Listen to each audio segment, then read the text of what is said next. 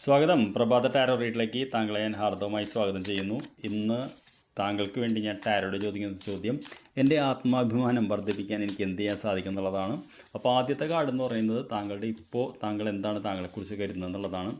എന്താണ് താങ്കളുടെ ആന്തരിക ശക്തി താങ്കൾ തിരിച്ചറിയാത്തത്? അടുത്ത കാർഡ് എന്ന് പറയുന്നത് എന്ത് ബ്ലോക്കേജാണ് താങ്കൾക്ക് ഇപ്പോൾ ഉള്ളത്? അവസാനത്തെ കാർഡ് എന്ന് പറയുന്നത് എന്ത് ഔട്ട്കമാണ് താങ്കൾക്ക് അടുത്ത് തന്നെ ലഭിക്കാൻ പോകുന്നത്? അപ്പോൾ ആദ്യത്തെ കാർഡ് എന്ന് പറയുന്നത് ഇപ്പോൾ താങ്കൾ എന്താണ് താങ്കളെ പറ്റി വിചാരിക്കുന്നത് എന്നുള്ളതാണ്. നൈറ്റ് ഓഫ് കപ്സ് എന്ന് പറയുന്ന കാർഡാണ്. It's A very positive card. നിങ്ങൾക്ക് കണ്ടറിയാൻ പറ്റും. വളരെ ആത്മവിശ്വാസത്തോടുകൂടി നിൽക്കുന്ന ഒരാളെ തന്നെയാണ് കാണുന്നത്. കയ്യിൽ പുഷ്പങ്ങളുമായി ബാക്കിലൊരു കുതിര കാണുന്നുണ്ട്. It's A very positive card.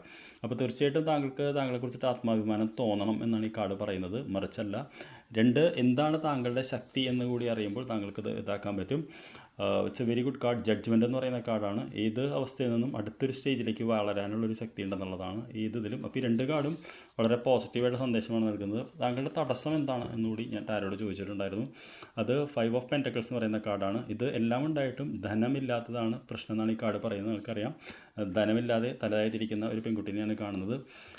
എന്ത് ഔട്ട്കമ്മിലേക്കാണ് താങ്കൾ പോയിക്കൊണ്ടിരിക്കുന്നത് ഞാൻ ചോദിച്ചപ്പോൾ ഇത് 4 ഓഫ് കപ്സ് എന്ന് പറയുന്ന കാർഡാണ്. 4 ഓഫ് കപ്സ് എന്ന് പറയുന്നത് നമ്മളെന്താ പറയുക, ഇന്ന് നമുക്ക് റിസൾട്ട് കിട്ടും എന്നോർത്ത് വിഷമിച്ചിരിക്കുന്ന ഒരു കാർഡാണ്. അപ്പോൾ തീർച്ചയായിട്ടും നമുക്ക് ഒരു കാർഡ് കൂടി എടുത്ത് നോക്കണം, എന്താണ് ഇന്നത്തേക്ക് നമുക്ക് ഔട്ട്കം കിട്ടുന്നുള്ളത്.